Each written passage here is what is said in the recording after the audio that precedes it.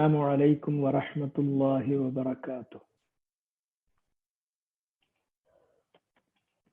الحمد لله الذي أرسل رسوله بالهدى ودين الحق ليظهره على الدين كله وكفى بالله شهيدا. أشهد أن لا إله إلا الله وحده لا شريك له إقرارا به وتوحيدا، وأشهد أن محمدا عبده ورسوله بلغ الرسالة وأدى الأمانة ونصح الأمة وجاهد في الله حق جهاده وتركنا على البيضاء ليلها كنهارها لا يزيغ عنها إلا هالك، صلى الله عليه وعلى آله وأصحابه وأزواجه الطيبين الطاهرين وسلم تسليما مزيدا إلى يوم الدين. أما بعد، فإن أصدق الكلام كلام الله، وخير الهدي هدي محمد صلى الله عليه وسلم، وشر الأمور محدثاتها، فكل محدثة بدعة وكل بدعة ضلالة وكل ضلالة في النار. أعوذ بالله السميع العليم من الشيطان الرجيم من همز ونفخ ونفث. ما لهم به من علم ولا لآبائهم كبرت كلمة تخرج من أفواههم إن يقولون إلا كذبا فلعلك باخع نفسك على آثارهم إن لم يؤمنوا بهذا الحديث أسفا إنا جعلنا ما على الأرض زينة لها لنبلوهم أيهم أحسن عملا وإنا لجاعلون ما عليها صعيدا جرزا. സഹോദരന്മാരെ, ഇന്ന് നമ്മൾ ഒരു 2-3 ആയത്തുകൾ ചെറിയ രൂപത്തിൽ അതിൻ്റെ അർത്ഥവും അതിൻ്റെ വിവരണവും മുദാക്കറ ചെയ്യാനാണ് ഉദ്ദേശിക്കുന്നത്. അല്ലാഹു സുബ്ഹാനഹു വതആല മുഹമ്മദ് നബി സല്ലല്ലാഹു അലൈഹി വസല്ലമയെ മാനവരാശിയിലേക്ക് നിയോഗിച്ചയച്ചു. നബി സല്ലല്ലാഹു അലൈഹി വസല്ലമയുടെ മുഅ്ജിസത്തായും ഖിയാമത്ത് നാൾ വരെയുള്ള ജനങ്ങൾക്ക് ദിക്ർ ഉത്ബോധന ഗ്രന്ഥമായും വിശുദ്ധ ഖുർആൻ ഇറക്കിക്കൊടുത്തു.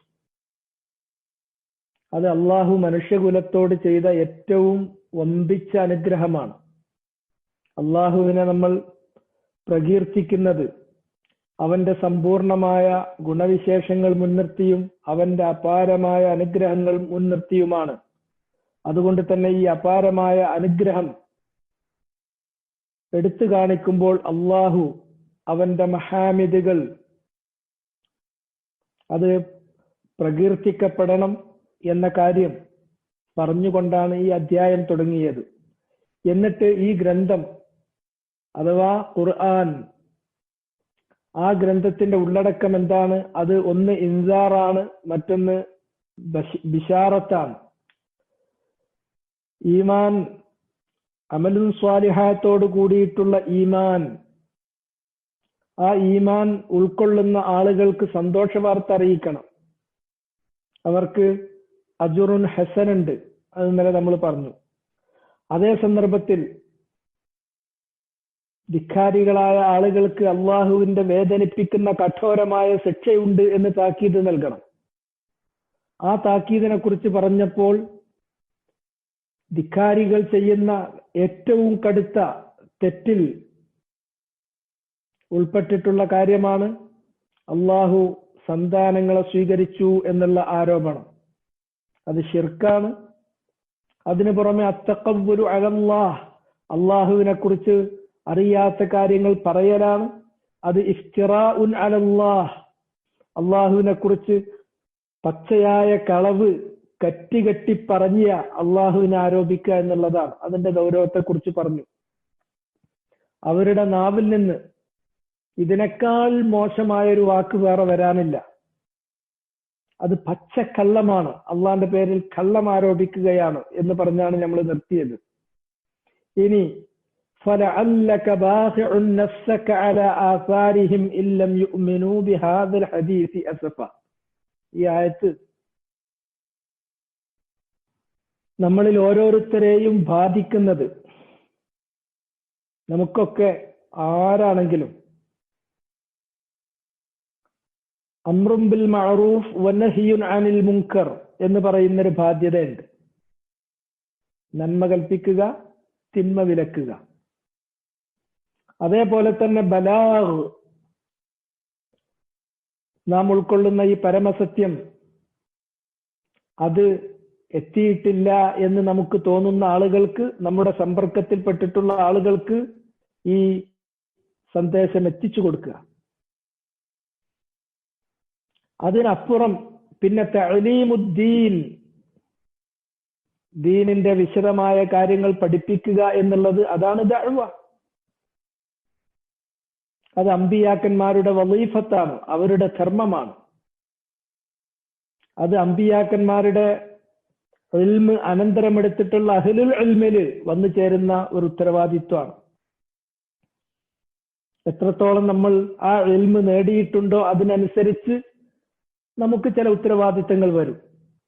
നമ്മൾ അമ്പിയാക്കന്മാർ വിട്ടേച്ചു പോയിട്ടുള്ള, നബി സല്ലല്ലാഹു അലൈഹി വസല്ലം വിട്ടേച്ചു പോയിട്ടുള്ള ഈ മീറാസുൻ നുബുവ്വ, നുബുവത്തിന്റെ ഈ പിന്തുടർച്ച സ്വത്ത് എത്ര കുറച്ചു മാത്രമാണോ സ്വായത്തമാക്കിയത്, അതിനനുസരിച്ച് നമ്മുടെ ചുമതല കുറയുന്നു. അത് സ്വായത്തമാക്കുന്നതിനനുസരിച്ച് നമ്മുടെ കടമ വർദ്ധിക്കുന്നു.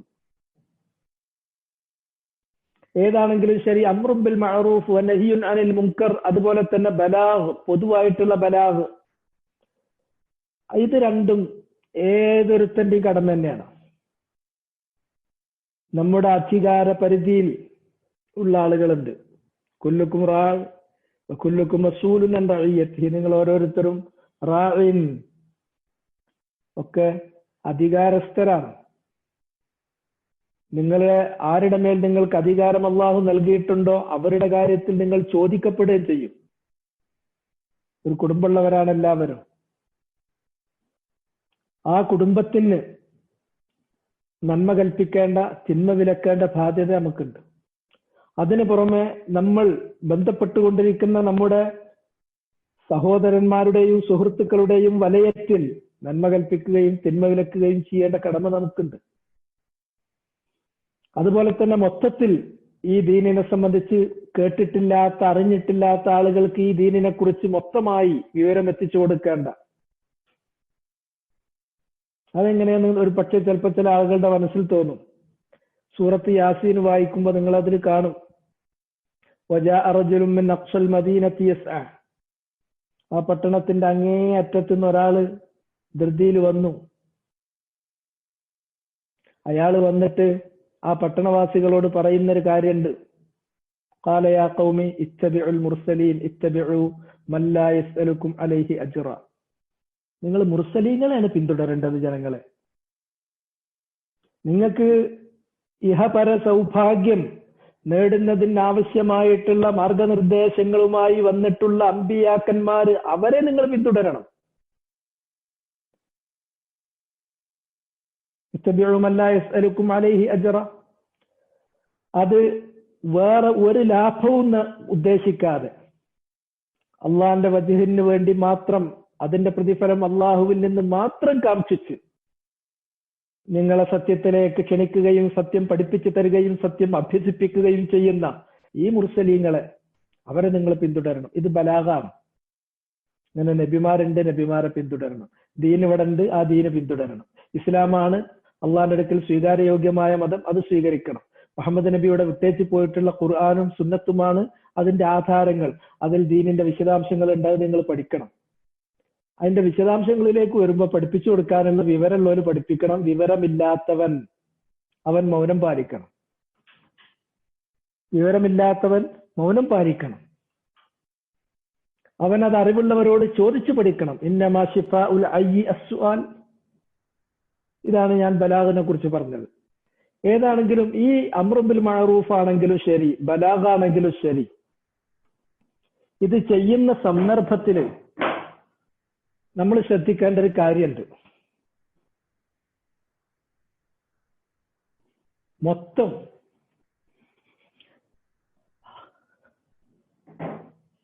ഇബാദത്ത് അള്ളാഹുവിന്റെ അടുക്കൽ പരലോകത്ത് വെച്ച് നമുക്ക് പ്രതിഫലം ലഭിക്കാൻ വേണ്ടി നമ്മൾ ചെയ്യുന്ന ഏത് കാര്യമാണെങ്കിലും ആ കാര്യങ്ങൾ ചെയ്യുന്ന സന്ദർഭത്തിൽ ഒരു നല്ല ബോധ്യം, തികഞ്ഞ ബോധ്യം നമുക്ക് വേണം.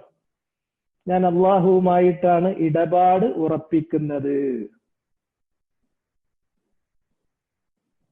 ഞാൻ ഈ ചെയ്യുന്ന കാര്യം അള്ളാഹു കാണാനാണ്, അവന്റെ അടുക്കൽ കണക്ക് വെക്കാനാണ്, അവന്റെ അടുക്കൽ നിന്ന് പ്രതിഫലം കിട്ടാനാണ്. മറിച്ച് ഞാനിവിടെ ചെയ്യുന്ന എന്റെ പ്രവർത്തനത്തിന്, ആ പ്രവർത്തനത്തിന്റെ ബെനിഫിഷ്യറീസ്, അതിന്റെ ഗുണം ലഭിക്കുന്ന ആളുകൾ ആരുമാകട്ടെ, അവരിൽ നിന്ന് ലാ നുരീദു മിൻകും ജസാഅൻ വലാ ശുക്കൂറ, യാതൊരു തരത്തിലുള്ള ജസാഉം ശുക്കൂറും, ഒരു പ്രത്യുപകാരം ഞാൻ പ്രതീക്ഷിക്കുന്നില്ല. നിങ്ങളുടെ ഒരു ഭംഗി വാക്ക് പോലും, ഒരു നന്ദി വാക്ക് പോലും ഞാൻ പ്രതീക്ഷിക്കുന്നില്ല. ഇടപാട് ഉറപ്പിച്ചത് അല്ലാഹുവായിട്ടാണ്. അതുപോലെ തന്നെ നമ്മൾ ചെയ്യുന്നതിന്റെ ഈ രംഗത്ത് ഈ ഇബാദത്തുകൾ ചെയ്ത് നമ്മൾ പ്രാർത്ഥിക്കുകയും ദുആ ചെയ്യുകയും ദഅവത്ത് നടത്തുകയും ഒക്കെ ചെയ്യുന്ന സന്ദർഭത്തിൽ അതിന്റെ നതായിജ്, അതിന്റെ ഫലം അത് ഇപ്പൊ കിട്ടണം. ദുആ ചെയ്താൽ ഇപ്പൊ പ്രതിഫലം, ഇപ്പൊ ഉത്തരം വരണം. അതുപോലെ തന്നെ ഇബാദത്തുകൾ ചെയ്താൽ അതിന്റെ ഫലം ഇപ്പൊ കിട്ടണം, അങ്ങനെയൊന്നുമില്ല. കാരണം അതിന്റെ നതായിജുകൾ എന്തായിരിക്കണം, എങ്ങനെയായിരിക്കണം എന്നത് അത് അല്ലാഹുവാണ് തീരുമാനിക്കുന്നത്. കാരണം ചിലപ്പോൾ നമ്മളൊരു കാര്യം ഇഷ്ടപ്പെടും, നമ്മൾ അഭിലഷിക്കും, ആ കാര്യം അസ അൻ തുഹിബ്ബു ശൈഅൻ ഫഹുവ ശർറുൻ ലക്കും, നിങ്ങൾ ഇഷ്ടപ്പെടുന്ന, നിങ്ങൾ അഭിലഷിക്കുന്ന കാര്യം ആത്യന്തികമായി നിങ്ങൾക്ക് ഗുണം വരുത്തുന്നതല്ല, നിങ്ങൾക്ക് ദോഷം വരുത്തുന്നതായിരിക്കും. അതുപോലെ തന്നെ ചിലപ്പോൾ ചില കാര്യങ്ങൾ നിങ്ങൾ ഇഷ്ടപ്പെടാത്ത, നിങ്ങൾക്ക് അനിഷ്ടകരമായി തോന്നുന്ന കാര്യങ്ങൾ ഉണ്ടാകും. അത് ആത്യന്തികമായ വിശകലനത്തിൽ അത് നിങ്ങൾക്ക് ഗുണകരമായി ഭവിക്കുന്നതായിരിക്കും. അതുകൊണ്ട് നതായിജിനെ കുറിച്ചിട്ട്, റിസൾട്ടിനെ കുറിച്ചിട്ട് നിങ്ങൾ ബേജാറാവരുത്. ദഅവത്തിലേക്ക്, അംറു ബിൽ മഅറൂഫ് നഹ്യുൻ അനിൽ മുൻകർ, ദഅവത്ത്, ബലാഗ്, ഈ പറഞ്ഞ കാര്യങ്ങൾ ഉണ്ടല്ലോ, അതിലേക്ക് ഇറങ്ങുമ്പോൾ പ്രത്യേകിച്ചും, മറ്റുള്ളതിലും അതുണ്ട്, ഇതിൽ പ്രത്യേകിച്ചും ഇതിന്റെ നതായിജുകളെ കുറിച്ച് നമ്മൾ അസ്വസ്ഥരാവാൻ പാടില്ല എന്നുള്ളതാണ്. നമുക്കറിയാവുന്ന ചരിത്രമാണ്. മുഹമ്മദ് നബി സല്ലല്ലാഹു അലൈഹി വസല്ലം ത്വായിഫിലെത്താണ്. മക്കയിൽ നിന്നുള്ള പീഡനങ്ങൾ സഹിക്കവയ്യാതെ ത്വായിഫിലേക്ക് പോവുകയാണ്. അവിടെ ചില ബന്ധുക്കളുണ്ട്, കുടുംബക്കാരിൽ ചിലരുണ്ട്. അവരുടെ അടുക്കൽ ചെറിയൊരു സമാധാനം ഉണ്ടാവുമെന്ന് കരുതുകയാണ് ചെയ്തത്. പക്ഷെ തന്റെ പ്രതീക്ഷകൾ തെറ്റി. അവിടുത്തെ തെണ്ടിപ്പിള്ളേര് നബി സല്ലല്ലാഹു അലൈഹി വസല്ലമയെ പിന്നിൽ നടന്ന് ഉപദ്രവിക്കുകയും കല്ലെറിയുകയും ഒക്കെ ചെയ്തു. അവസാനം അവിടെ നിന്ന് ഒരു പിടിയും കിട്ടാതെ റസൂലുള്ളാഹി സ്വല്ലല്ലാഹു അലൈഹി വസല്ലം 300 കിലോമീറ്ററോളം സഞ്ചരിക്കുന്ന ഒരു സംഭവം ബുഖാരി മുസ്ലിമൊക്കെ ഉദ്ധരിച്ചിട്ടുണ്ട്. അങ്ങനെ അവശനായി നിൽക്കുന്ന സമയത്ത് മലക്കുൽ ജിബാൽ, പർവ്വതങ്ങളുടെ കാര്യം അള്ളാഹു ചുമതലപ്പെടുത്തിയിട്ടുള്ള മലക്ക് റസൂലുള്ളാഹിന്റെ അടുക്കൽ വന്നിട്ട് പറയാണ്, കാര്യം താങ്കളുടെ തീരുമാനത്തിന് വിട്ടു തന്നിരിക്കുകയാണ് റബ്ബ്. താങ്കൾ കൽപ്പിക്കുകയാണ്, താങ്കളെ ഉപദ്രവിച്ച ഈ ജനങ്ങളുടെ മേൽ അവരെ ശിക്ഷിക്കണമെന്ന് ഉദ്ദേശിക്കുകയാണെങ്കിൽ ഈ മല, ഈ പർവ്വതം അവരുടെ മേൽ ഞാൻ വീഴ്ത്തിയിട്ട് അവരെ നശിപ്പിക്കാം. നബി സല്ലല്ലാഹു അലൈഹി വസല്ലം വികാരത്തിനടിമപ്പെട്ടിട്ടല്ല, വിചാരത്തിനടിമപ്പെട്ടിട്ടാണ്. അള്ളാഹ്ക്ക് വേണ്ടി, അള്ളാന്റെ കാര്യം ലംഘിക്കുന്ന സന്ദർഭത്തിൽ ഉണ്ടാകുന്ന ചില ഗീറത്തുകളല്ലാതെ തന്റെ കാര്യത്തിൽ എന്തെങ്കിലും പ്രയാസങ്ങൾ ഉണ്ടാകുന്നതിന് ഗീറത്ത് കാണിക്കുന്നതല്ല. നബി സല്ലല്ലാഹു അലൈഹി വസല്ലം ദഅവത്ത്, തന്നെ ഏൽപ്പിച്ചിട്ടുള്ള കാര്യം ദഅവത്താണ്. ആ ദഅവത്തിൽ കാണിക്കേണ്ട ക്ഷമയും അതിന്റെ നതായിജുകൾ, അതിന്റെ ഫലങ്ങൾ വരുന്നതിന് വേണ്ടി കാത്തു നിൽക്കേണ്ടുന്ന ആവശ്യകതയും റസൂലുള്ളാഹിക്ക് അറിയാം. അത് റസൂലുള്ളാഹി അവിടെ പ്രത്യേകം എടുത്തുദ്ധരിക്കുകയാണ്. നബി സല്ലല്ലാഹു അലൈഹി വസല്ലം അരുതെന്നാണ് മലക്കിനോട് പറയുന്നത്. കാരണം അല്ലാഹു സുബ്ഹാനഹു വ തആല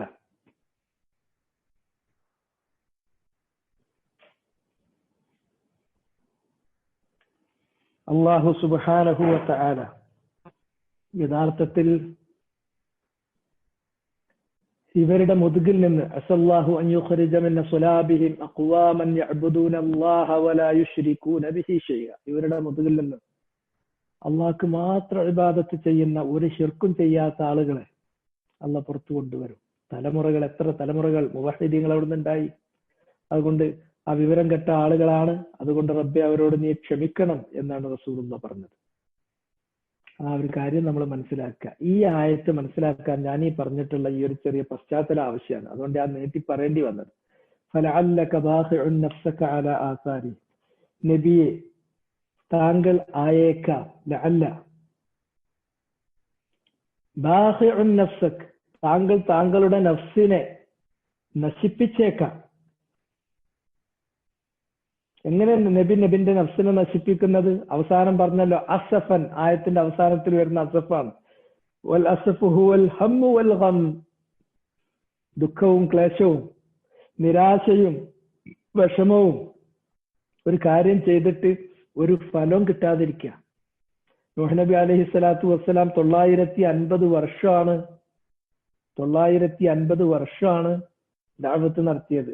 എന്നിട്ടുണ്ടായ അവസ്ഥ നമുക്കറിയാവുന്നതല്ലേ. ആ സമയത്തുണ്ടാകുന്ന അങ്ങേയറ്റത്തെ നിരാശയും വിഷമവും കൊണ്ട് സ്വയം നശിച്ചു പോകുന്ന, നമ്മൾ തന്നെ നമ്മുടെ ശക്തിയെല്ലാം ക്ഷയിച്ച് നമ്മുടെ വീര്യം ചോർന്നു പോയി, നമ്മുടെ കോൺഫിഡൻസ് പോയി, ആകെ നിരാശപ്പെട്ട് സ്വയം നശിക്കുന്നൊരവസ്ഥ താങ്കൾക്കുണ്ടായേക്കാം. ഫലഅല്ലക ബാഖിഉൻ നഫ്സക, താങ്കൾ താങ്കളുടെ നഫ്സിനെ നശിപ്പിച്ചേക്കാം. അസഫൻ, ഈ നിരാശയും അതുപോലെ തന്നെ ദുഃഖവും കാരണത്താൽ. എപ്പോൾ? അലാ ആസാരിഹിം ഇല്ലം യുഅ്മിനൂ ബിഹാദൽ ഹദീസ്, അലാ ആസാരിഹിം അലാ അഅഖാബിഹിം, അവരുടെ പിറകിൽ. ഇതെത്ര പറഞ്ഞാലും അത് സ്വീകരിക്കാതെ, ഇതിന് ചെവിക്കൊടുക്കാതെ മുഖം തിരിച്ചു പോകുന്ന ആളുകൾ അവരുടെ പിറകിൽ നടന്നിട്ട് താങ്കൾക്ക് അങ്ങേയറ്റത്തെ വിഷമവും അങ്ങേയറ്റത്തെ നിരാശയും കാരണത്താൽ താങ്കൾ സ്വയം നശിപ്പിക്കുന്ന അവസ്ഥ വന്നേക്കാം. ഇല്ലം യുഅ്മിനു, അവർ വിശ്വസിക്കാതെ പോകുമ്പോൾ, ബിഹാദൽ ഹദീസ്, ഈ വൃത്താന്തത്തിൽ. ഇവിടെ ഹദീസ് എന്ന് പറഞ്ഞത് ദിക്ർ, ഖുർആനിനെയാണ് ഉദ്ദേശിക്കുന്നത്. അള്ളാഹ് ഇറക്കി കൊടുത്തിട്ടുള്ള അവന്റെ നബ, ചിലപ്പോ ദിക്ർ എന്ന് പറയും, ചിലപ്പോ നബ എന്ന് പറയും, ചിലപ്പോ ഹദീസ് എന്ന് പറയും. ഫബിഅയ്യി ഹദീസിൻ ബഅദഹു യുഅ്മിനൂൻ. ചിലയിടത്ത് ഖുർആനെ സംബന്ധിച്ച് ഹദീസ് എന്നുള്ള വാക്ക് ഖുർആനിൽ തന്നെ ഒന്നിലധികം സ്ഥലങ്ങളിൽ വന്നിട്ടുണ്ട്. ചിലപ്പോ നബ എന്ന് പറയും, വൃത്താന്തം. ചിലപ്പോ ദിക്ർ എന്ന് പറയും. അതുപോലെ തന്നെ മൊത്തത്തിൽ പറയുമ്പോൾ ചിലപ്പോൾ നമ്മൾ വേറെ ഭാഷയിൽ റിസാലത്ത് എന്ന് പറയും. ഏതാണെങ്കിലും നബിക്ക് അള്ളാഹു ഇറക്കി കൊടുത്തിട്ടുള്ള ഈ സന്ദേശത്തിൽ, ഈ ഉത്ബോധനത്തിൽ, ഈ വഹയിൽ, ഈ ഖുർആനിൽ, ഈ ഖുർആനിന്റെ കൂടെ വന്നിട്ടുള്ള ഹിക്മത്തിൽ അവര് വിശ്വസിച്ചിട്ടില്ല, വിശ്വസിക്കുന്നില്ല എന്നത് കാരണം അവരുടെ പിന്നിൽ നടന്ന് നിരാശപ്പെടുകയും ദുഃഖം വരികയും ചെയ്തിട്ട് സ്വയം താങ്കളെ നശിപ്പിക്കുക എന്നുള്ള ഒരു സംഗതി ഉണ്ടാകും. പക്ഷെ അത് വേണ്ട, അത് വേണ്ട. ഇതേ അർത്ഥത്തിൽ ഒന്നിലധികം ആയത്തുകൾ ഖുർആനിൽ അല്ലാഹു സുബ്ഹാനഹു വ തആല കൊണ്ടുവന്നിട്ടുണ്ട്. ഉദാഹരണമായിട്ട് ലഅല്ലക ബാഖിഉൻ നഫ്സക അല്ലാ യകൂനു മുഅ്മിനീൻ, സൂറത്ത് ശുഅറാഇന്റെ തുടക്കത്തിൽ തന്നെ അല്ലാഹ് പറഞ്ഞിട്ടുണ്ട്. അവർ മുഅ്മിനീങ്ങളാകില്ല എന്നത് കാരണത്താൽ, അതിലുള്ള വിഷമവും അതിലുള്ള നിരാശയും കാരണത്താൽ താങ്കളെ തന്നെ നശിപ്പിക്കുന്ന അവസ്ഥ വന്നേക്കാം. എന്നാൽ അല്ലാഹു സുബ്ഹാനഹു വ തആല പറയുന്നുണ്ട്, ഫലാ തദ്ഹബ് നഫ്സുക അലൈഹിം ഹസറാത്ത്, അവരുടെ കാര്യം ഓർത്തിട്ടുള്ള ദുഃഖം കൊണ്ട്, വ്യഥ കൊണ്ട് താങ്കളുടെ നഫ്സിനെ തന്നെ നശിപ്പിച്ചു കളയരുത്. അതിന്റെ ആവശ്യമല്ല. കാരണം അവര് സ്വീകരിച്ചോ സ്വീകരിച്ചില്ലേ, അത് വേറെ കാര്യമാണ്. സ്വീകരിച്ചാൽ അത്രയും നല്ലത്, അവർക്കും നല്ലത്, ഈ പ്രബോധനം ചെയ്യുന്ന ആൾക്കും നല്ലത്. ഇനി പ്രബോധകനെ സംബന്ധിച്ചിടത്തോളം അഥവാ അവര് സ്വീകരിക്കാതിരിക്കുക എന്നുള്ളത് അത് യഥാർത്ഥത്തിൽ പ്രബോധകന്റെ യോഗ്യതയും അയോഗ്യതയല്ല പ്രശ്നം. പ്രബോധകന്റെ യോഗ്യത കൊണ്ട് ആളുകൾ കൂടുതൽ വിശ്വസിക്കുന്നു, പ്രബോധകന്റെ അയോഗ്യത കൊണ്ട് ആളുകൾ അതിൽ നിന്ന് തെറ്റിപ്പോകുന്നു എന്നതല്ല പ്രശ്നം. ഒരാളെ സംബന്ധിച്ചിടത്തോളം അയാൾ ഈ ഹിദായത്ത് ഉൾക്കൊണ്ട് നേർവഴിയിൽ വരാൻ യോഗ്യനാണോ അല്ലേ എന്നുള്ളതാണ്. യോഗ്യനാണെങ്കിൽ മാത്രമേ ഒരു ദാഴി അയാൾക്ക് ഈ കാര്യങ്ങൾ പറഞ്ഞു കൊടുക്കുമ്പോൾ അയാൾക്ക് സ്വീകരിക്കാൻ കഴിയുള്ളൂ. കാരണം ഹിദായത്ത് എന്ന് പറഞ്ഞിട്ടുണ്ടെങ്കിൽ ഹിദായത്തിന്റെ അസ്ബാബുകൾ അതിന്റെ നിമിത്തങ്ങൾ അതെത്തിച്ചു കൊടുക്കാനേ ദാഴിക്ക് സാധിക്കൂ. മറിച്ച് ഹിദായത്ത് എന്ന് പറയുന്നത് അള്ളാഹ് തന്നെ കൊടുക്കണം. ഇന്നക ലാ തഹ്ദീ മൻ അഹ്ബബ്ത വലാകിൻ അല്ലാഹ യഹ്ദീ മൻ യശാ. നബി സല്ലല്ലാഹു അലൈഹി വസല്ലമയോട് അബൂ ത്വാലിബിന്റെ കാര്യത്തിൽ അള്ളാഹു ഉണർത്തിയത് സൂറത്തുൽ ഖസസിലുണ്ട്. നിനക്ക് ഇഷ്ടപ്പെട്ടവരെയൊക്കെ ഹിദായത്തിൽ കൊണ്ടുവരാൻ കഴിയില്ല. അള്ളാഹു സുബ്ഹാനഹു വ തആല ഹിദായത്ത് കൊടുക്കുന്ന വേണം. അവൻ ഉദ്ദേശിക്കുന്നവരെ ഹിദായത്തിൽ വരുള്ളൂ. അള്ളാഹു ഉദ്ദേശിക്കുന്നത് ആർക്ക് മാത്രമാണ്? ഹിദായത്തിന്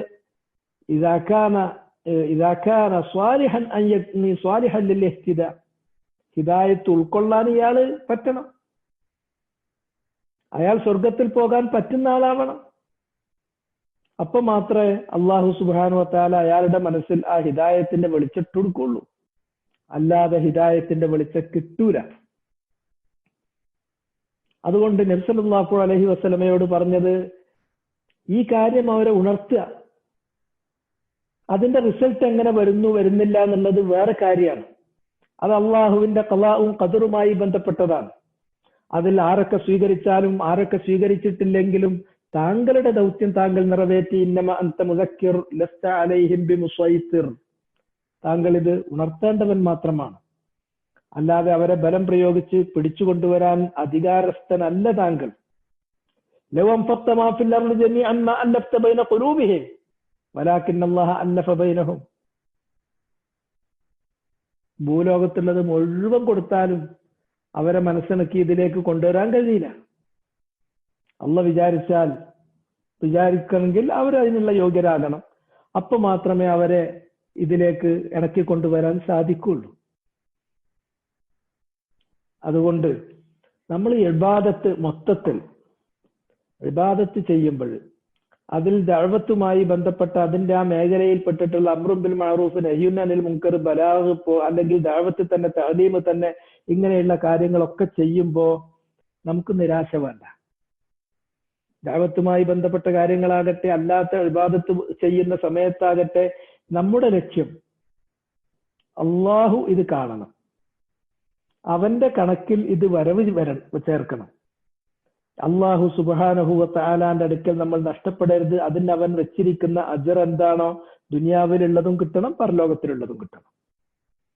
എന്നാൽ പടപ്പുകളിൽ നിന്ന് എന്തെങ്കിലും ഓരോ തൃപ്തിയെങ്കിലും നമ്മൾ ഉദ്ദേശിക്കുന്നുവെങ്കിൽ അത് തെറ്റാണ്.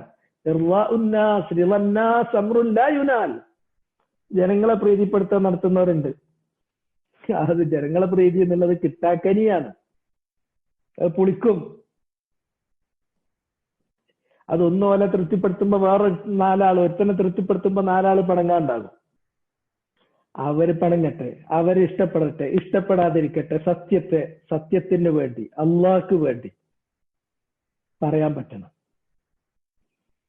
അത് നമ്മൾ ഇടപാട് ഉറപ്പിച്ചു കഴിഞ്ഞതാണ്. അത് അള്ളാന്റെ അടുക്കൽ നിന്നാണ് നമ്മൾ ഉദ്ദേശിക്കുന്നത്. അത് അള്ളാഹ് കാണണം, അവൻ കാണാതെ പോകരുത്. അവന്റെ കണക്കിൽ വരണം. വേറൊരിടത്ത് വന്നില്ലെങ്കിലും കുഴപ്പമില്ല. അള്ളാന്റെ കണക്കിൽ പെടാനും അവൻ കാണാനും വേണ്ടി മാത്രമായിരിക്കണം കാര്യം, വേറെ ഒന്നിനും ആവരുത്. പ്രതിഫലം അവന്റെ അടുക്കൽ നിന്ന് കിട്ടണം. അത് മൊത്തം ഇബാദത്തുകളുടെ കാര്യം അങ്ങനെയാണ്. വിശിഷ്യ അതിൽ ദഅവത്തിന്റെ ഡൊമൈനിലുള്ള എല്ലാ കാര്യങ്ങളിലും ഇത് പ്രത്യേകമാണ്. ഈ കാര്യം ഉൾക്കൊള്ളുമ്പോൾ മാത്രമേ ഇന്നലെ നമ്മൾ സൂചിപ്പിച്ചതുപോലെ നമുക്ക് ജീവിതത്തിന് തന്നെ വേറൊരു അർത്ഥം കൈവരിക, ജീവിതത്തിന് വേറൊരു മാനം കൈവരുന്നത് അപ്പോഴാണ്. അല്ലെങ്കിൽ കുറെ അസംതൃപ്തിയും കുറെ നിരാശയും കുറെ വിഷമവും കുറെ പരാതിയും കുറെ കുറ്റം പറച്ചിലും ആയി നമ്മൾ തന്നെ ഒരു ദൂഷിത വൃത്തത്തിൽ, ഒരു ദൂഷിത വലയത്തിൽ അകപ്പെട്ടു പോവുക എന്നുള്ളതാണ് ഉണ്ടാവുക. പക്ഷെ അതിന്റെ ഫലം ഒന്നും ഉണ്ടായില്ലല്ലോ, ഒരു മെച്ചം ഉണ്ടായില്ലല്ലോ. ഇത്രയും ചെയ്തു നോക്കി, ഇത്രയും പറഞ്ഞു കൊടുത്തു, ഇത്രയും കാണിച്ചു നോക്കി, പക്ഷെ എന്നിട്ട് നമ്മളെ തെറ്റിദ്ധരിക്കുകയാണല്ലോ ചെയ്തത്. ആവട്ടെ, നമ്മൾ ചെയ്യേണ്ടത് നമ്മൾ ചെയ്തു. നമ്മുടെ അജർ അള്ളാന്റെ അടുക്കൽ സ്ഥിരപ്പെട്ടു. അതിന്റെ നതായിജ് അത് നമ്മുടെ കയ്യിലല്ല. നബി സല്ലല്ലാഹു അലൈഹി വസല്ലമ നാസിലത്തിന്റെ ഖുനൂത്ത് ഓതിയ സന്ദർഭത്തിൽ ഒരു വിഭാഗത്തിന് എതിരിൽ ഖുനൂത്ത് ഓതിയപ്പോ പോലും അല്ലാഹ് പറഞ്ഞ് നമുക്കറിയാലോ, ലൈസ ലക മിനൽ അംരി ശൈ. അവർക്ക് പുറത്തു കൊടുക്കണോ, ഹിദായത്ത് കൊടുക്കണോ, അതല്ല അവരെ ശിക്ഷിക്കണോ? അത് അള്ളാന്റെ അടുക്കലുള്ള കാര്യം, അള്ള തീരുമാനിക്കുന്ന കാര്യമാണ്. അല്ലാണ്ട് ഇന്നോൽക്കൊക്കെ ശിക്ഷ കൊടുക്കണം എന്നൊന്നും പറയാൻ, അത് പ്രാപഞ്ചിക ഭരണത്തിൽ നബി സല്ലല്ലാഹു അലൈഹി വസല്ലമക്ക് എന്ത് കാര്യം? അത് അള്ളാഹുവിന്റെ റുബൂബിയ്യത്തിന്റെ കാര്യമാണ്. നമുക്ക് ചെയ്യാനുള്ളത് ചെയ്യുന്നു, അള്ള പറഞ്ഞ പ്രകാരം കാര്യങ്ങൾ ചെയ്യുന്നു. അതുകൊണ്ട് അത് അള്ള നമുക്ക് തരുമെന്ന് അള്ള തന്നെ ഏറ്റിട്ടുള്ളതാണ്. അവിടെ നമുക്ക് നമ്മുടെ വീഴ്ച അല്ലെങ്കിൽ അത് കൃത്യമായി ലാ യുഖ്ലിഫുല്ലാഹു വഅദ, കരാർ അള്ള ലംഘിക്കാൻ പോകുന്നില്ല, അത് നമുക്ക് കിട്ടും. പ്രതീക്ഷിക്കുക, അതിനു വേണ്ടി തേടുക. അതിന്റെ നെത്തായിച്ച് ചിലപ്പോ ഇപ്പൊ വരാം, ചിലപ്പോ വൈകിട്ട് വരാം, ചിലപ്പോ വന്നോണമെന്നില്ല. അത് അള്ളാന്റെ റുബൂബിയ്യത്തുമായി ബന്ധപ്പെട്ട അവന്റെ ഖളാഇന്റെയും ഖദറിന്റെയും പരിധിയിൽപ്പെടുന്ന കാര്യമാണ്. അതിൽ നമ്മൾ അസ്വസ്ഥാകുകയോ, നമ്മൾ വിഷമിക്കുകയോ, നമ്മൾ നിരാശപ്പെടുകയോ, എന്നിട്ട് ഇതിൽ നിന്ന് പിന്മാറുകയോ, അല്ലെങ്കിൽ നമ്മൾ തന്നെ സ്വയം നശിച്ചു പോകുന്ന അവസ്ഥയിലേക്ക് എത്തുകയോ ചെയ്യേണ്ടതില്ല എന്നാണ് ആയത്തിന്റെ അർത്ഥം. അത് ആയത്തൊന്നും കൂടി പറഞ്ഞിട്ട് അടുത്ത ആയത്തിലേക്ക് പോവാം. ഫലഅല്ലക ബാഖിഉൻ നഫ്സക അലാ ആസാരിഹിം. അവരുടെ പിറകിൽ നബിയെ താങ്കളുടെ നഫ്സിനെ നശിപ്പിക്കുന്ന അവസ്ഥയിലേക്ക് പോയേക്കാം. എങ്ങനെയാണെങ്കിൽ ഇല്ലം യുഅ്മിനു ബിഹാദൽ ഹദീസ്, ഈ വൃത്താന്തത്തിൽ അവർ വിശ്വസിക്കുന്നില്ലെങ്കിൽ, അസഫൻ ബാഖിഉൻ നഫ്സക അസഫൻ, അങ്ങോട്ടാണ് അതിന്റെ തഅല്ലുഖ്. താങ്കളുടെ നഫ്സിനെ നശിപ്പിക്കും. എന്ത് കാരണത്താൽ? അസഫൻ, ദുഃഖവും നിരാശയും, അതിനാണ് അസഫ് എന്ന് പറയുന്നത്. എന്നിട്ട് പിന്നെ അടുത്ത ആയത്തിലേക്ക് പോയി, ഇന്നാ ജഅൽനാ മഅലൽ അർളി സീനത്തൻ ലഹാ ലിനബ്ലുവഹും അയ്യുഹും അഹ്സനു അമല. ഈ ഭൂമുഖത്തുള്ള എല്ലാ കാര്യങ്ങളെയും നാം ആക്കി തീർത്തിട്ടുണ്ട് സീനത്തൻ ലഹ, ഈ ഭൂലോകത്തേക്ക്, അല്ലെങ്കിൽ ഈ ഭൗതിക ഭവനമുണ്ടല്ലോ, ഈ ഭവനത്തിന് ഒരു അലങ്കാരമാക്കിയിട്ടുണ്ട്. ദുനിയാവില് വല്ലാതെ നമ്മളെ മോഹിപ്പിക്കുന്ന ഒരുപാട് അലങ്കാര വസ്തുക്കളുണ്ട്. من النساء والبنين والقناطير المقنطرة من الذهب والفضة والخيل المسومة والأنعام والحرث. ആയത്തിൽ സൂറത്ത് ആൽ ഇംറാന്റെ തുടക്കത്തിൽ തന്നെ അള്ളാഹു അത് എണ്ണി പറഞ്ഞു. സ്ത്രീകൾ അതിന്റെ അലങ്കാരമാണ്, മക്കളൊരു അലങ്കാരമാണ്. വൽഖനാത്തീരിൽ മുഖന്തറത്തി മിനൽ ദഹബി വൽഫില്ല, സ്വർണവും വെള്ളി പോലുള്ള ഇത്തരം പ്രഷ്യസ് ആയിട്ടുള്ള മെറ്റൽസ്, വില പിടിച്ച വസ്തുക്കൾ, അത് അലങ്കാരമാണ്.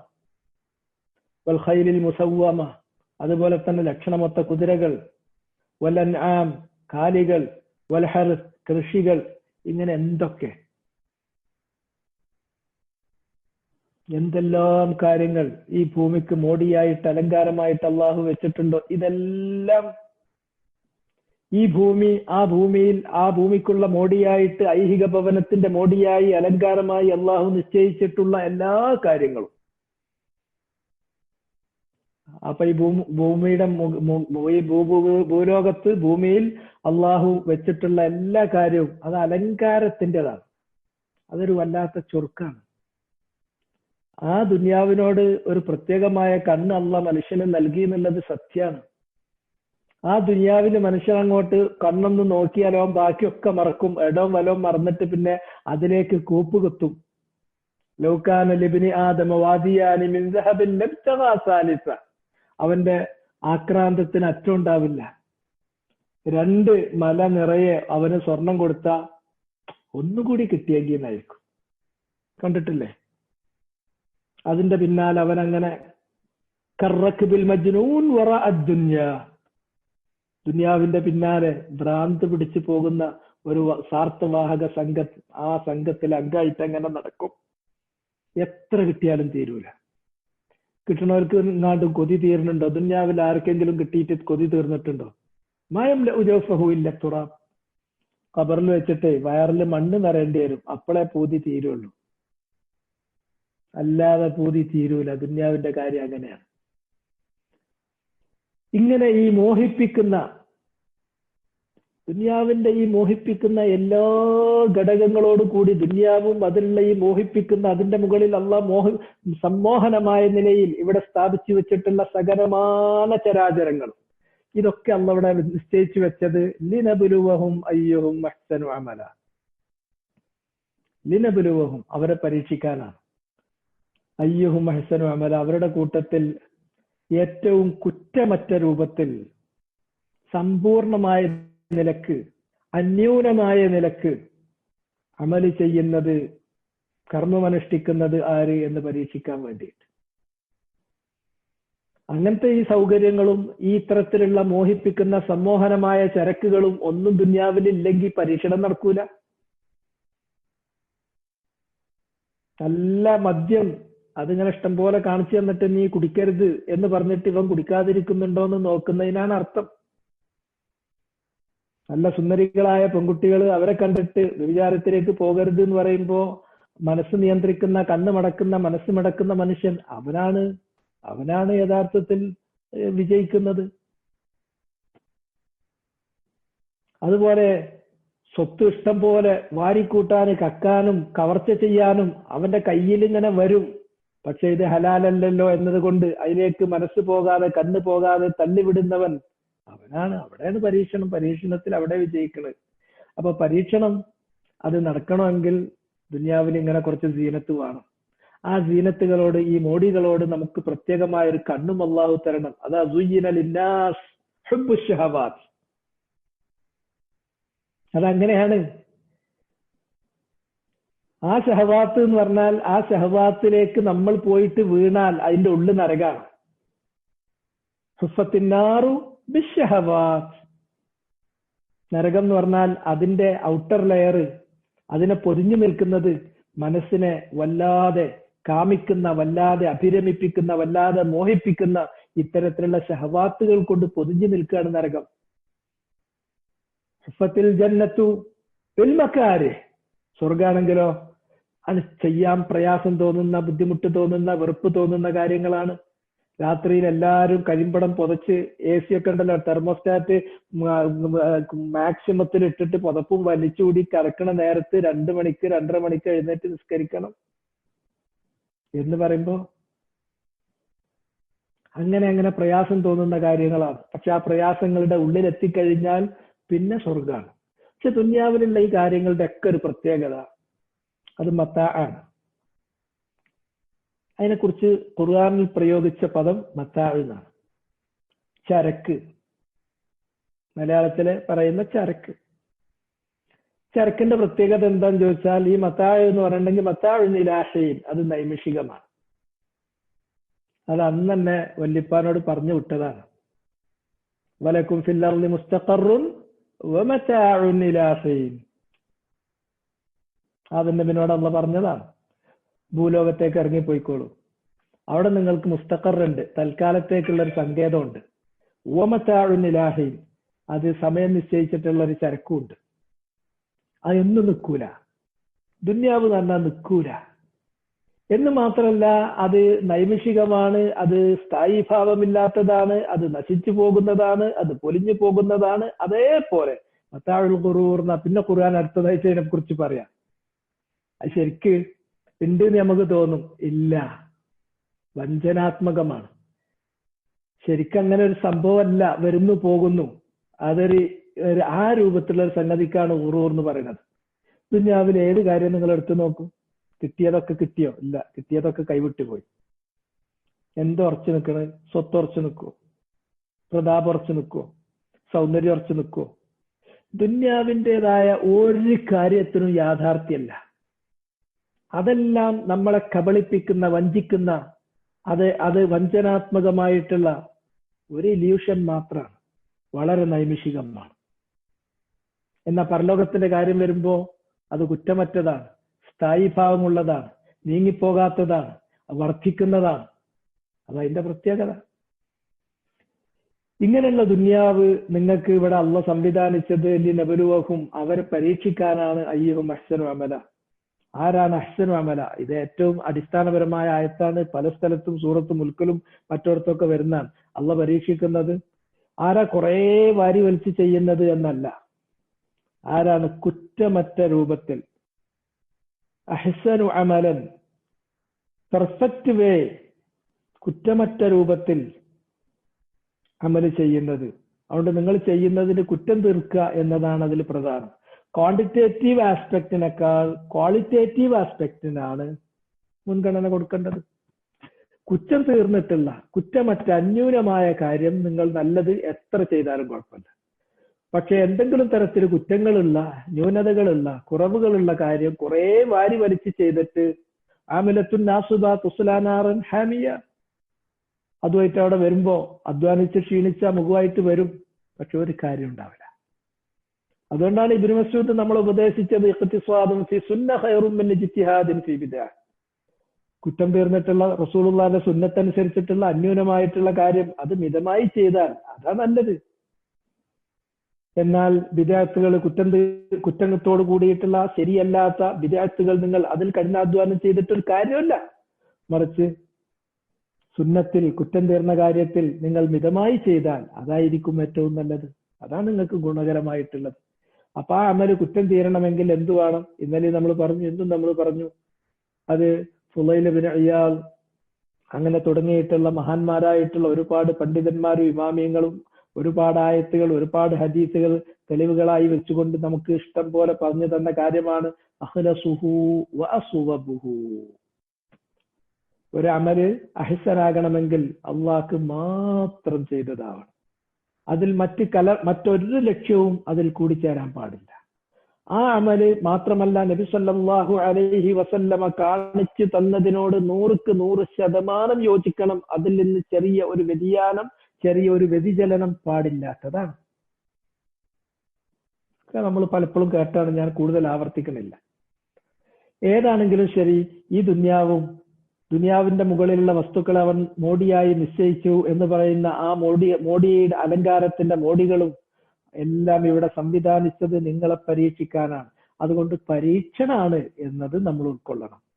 ചിലര് പരീക്ഷണാണ് എന്നുള്ളത് ഉൾക്കൊള്ളാതെ നമ്മൾ ഈ ചെയ്യുന്ന പണിയോണ്ട് അള്ളാഹ്ക്ക് ദർജ കൂടും എന്ന് കരുതിയിട്ട് പണിയെടുക്കുന്ന രൂപത്തിൽ ചെയ്യുന്ന ആൾക്കാരുണ്ട്. അതൊരു പോയത്തക്കാരാണ്. ഇത് പരീക്ഷണമാണ്. അതുകൊണ്ട് തന്നെ ഈ പരീക്ഷണത്തിൽ നമ്മുടെ അർപ്പണം, അള്ളാഹ്ക്ക് വേണ്ടി നമ്മൾ അർപ്പിക്കുന്നത് എത്രത്തോളം സമ്പൂർണമാണ്, അതാണ് പ്രസക്തമായത്. അവിടെ ഞാൻ വീണ്ടും നിങ്ങൾ ഉണർത്താണ്, നമ്മൾ ഈ റമളാന്റെ മുമ്പ് അബൂബക്കർ സിദ്ദീഖ് റളിയല്ലാഹു തആല അൻഹു എന്തുകൊണ്ട് അഫ്ളലു ഹാദിഹിൽ ഉമ്മ, ഈ ഉമ്മത്തിൽ ഏറ്റവും ശ്രേഷ്ഠനായ വ്യക്തിയായി തീർന്നു എന്നത് നമ്മൾ പറഞ്ഞല്ലോ. ആ കാര്യങ്ങൾ നിങ്ങൾ വീണ്ടും ഒന്ന് റീകലക്ട് ചെയ്ത് നോക്കൂ. അതന്നെയാണ് ഇതിന്റെ കാര്യം. എന്നാൽ ഈ ദുനിയാവിലുള്ള കാര്യങ്ങൾ ദുനിയാവ് നൈമിഷികമാണ്. ദുനിയാ അൽഫാനിയ, ദുനിയാവ് എന്ന് പറഞ്ഞാൽ അത് നശിച്ചു പോകുന്നതാണ്, നിലനിൽപ്പില്ലാത്തതാണ്, അത് നശ്വരമാണ്, അത് നൈമിഷികമാണ്. അതുകൊണ്ട് തന്നെ ഇന്ന, നിശ്ചയമായും നാം, ഇന്ന എന്നുള്ളത് ഇന്ന പ്ലസ് നഹ്നു, ആ നഹ്നുവിനെ മൻസൂബാക്കുന്ന സന്ദർഭത്തിൽ ന എന്നാകും. അപ്പൊ തമ്മിൽ വേർതിരിക്കാൻ വേണ്ടിയിട്ട് ചിലപ്പോൾ നൂനുൽ ഫാസില ചേർക്കും, അപ്പൊ ഇന്നന എന്നാവും. ചിലപ്പോൾ അതെന്ത് ചെയ്യും, ആ നൂനുൽ ഫാസിൽ ഒഴിവാക്കും, എന്നിട്ട് കൂട്ടിയിട്ട് ഇന്ന എന്ന് വായിക്കും. നിശ്ചയമായും നാം. ലജാഇലൂന, ലാമ് തേക്കീദിന് വേണ്ടി വന്നിട്ടുള്ളതാണ്. ഉറപ്പായും ലജാഇലൂന, ആക്കി തീർക്കുക തന്നെ ചെയ്യുന്നവനാണ്.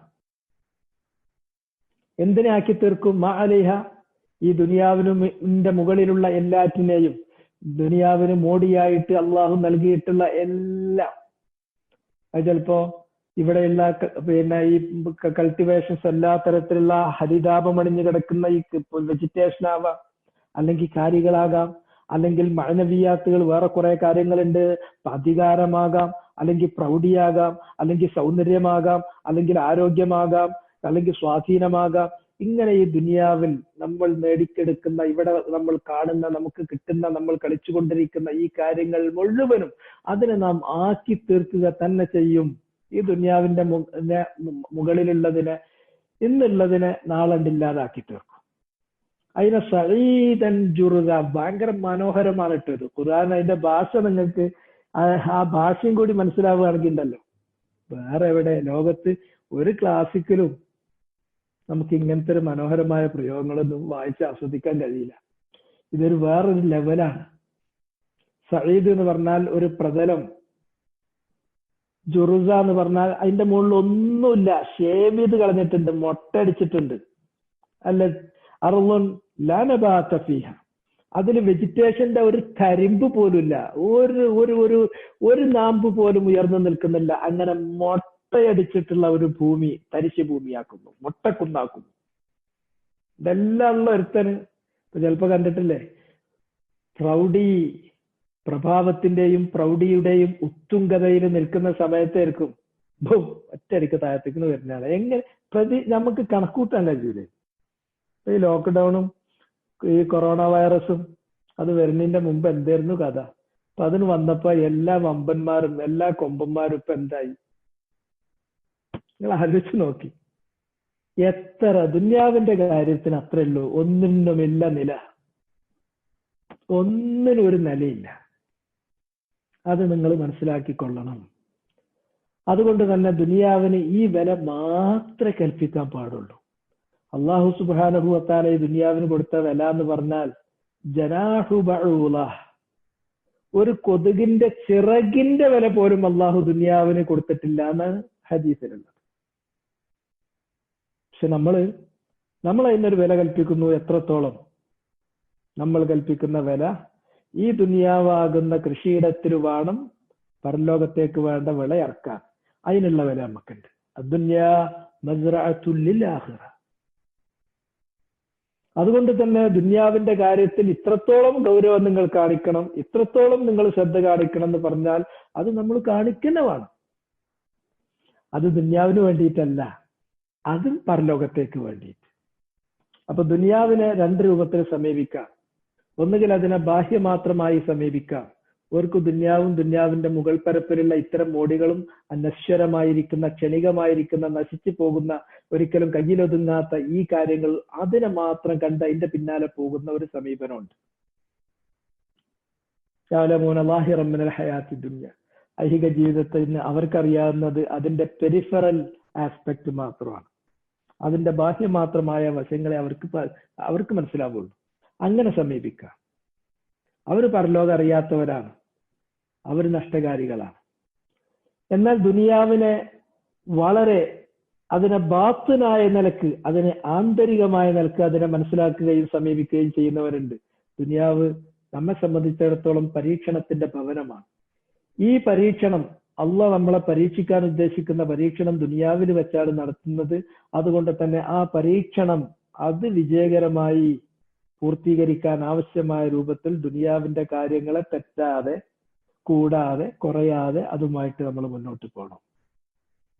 നമ്മൾ അവിടെ ദുന്യാവിലല്ല കണ്ണുവെക്കുന്നത്. ദുന്യാവിലെ ഈ കാര്യങ്ങൾ, ദുന്യാവിൽ സ്വത്ത് സമ്പാദിക്കുമ്പോൾ നമ്മൾ നേടുന്നത് ആ സ്വത്തിനോടുള്ള പ്രമത്തതയല്ല, അതുകൊണ്ട് ഞാൻ ആഖിറത്ത് വാങ്ങാനാണ്. ദുനിയാവിൽ നല്ല നല്ല മക്കളെ ഉണ്ടാക്കുമ്പോൾ ഈ മക്കളെ കൊണ്ട് തകാസുർ കാണിക്കാനല്ല. ഈ മക്കൾ തനിക്ക് വേണ്ടിയിട്ട് നിലക്കൊള്ളുന്ന നല്ല മക്കളാകണം. തന്റെ സഹിയായിട്ട് ഞാൻ ഈ നല്ല കുട്ടികളെ വളർത്തി അള്ളാന്റെ അടുക്കൽ എനിക്ക് പ്രതിഫലം കിട്ടണം. അവിടത്തേക്കാണ് അതിന്റെ ബന്ധം.